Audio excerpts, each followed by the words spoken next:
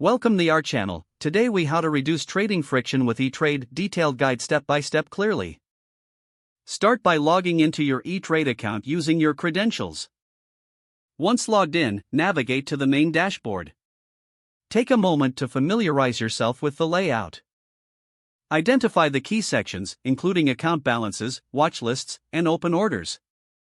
Locate the Trading Tools section on the dashboard. Choose the type of asset you wish to trade, whether stocks, options, or ETFs.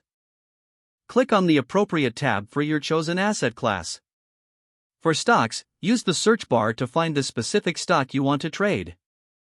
Enter the stock's ticker symbol and press enter. Review the stock's performance data, including price charts and historical performance. Check any news articles related to the stock for additional insights. Now, decide whether you want to place a market order or limit order. If you opt for a limit order, set your desired price. Input the number of shares you wish to purchase or sell. Double-check all details before clicking the Review Order button. Ensure that your order type, quantity, and price are correct. After reviewing, click on the Place Order button to execute the trade.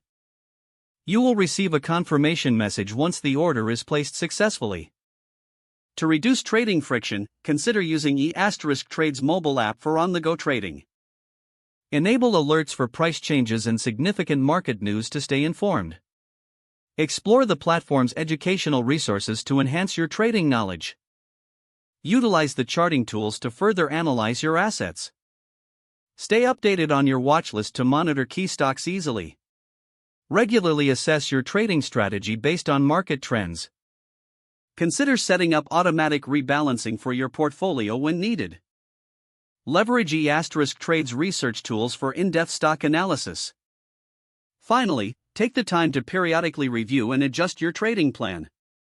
Implementing these steps will help you reduce trading friction with E-Trade. Don't forget to like this video and subscribe to our channel for more step-by-step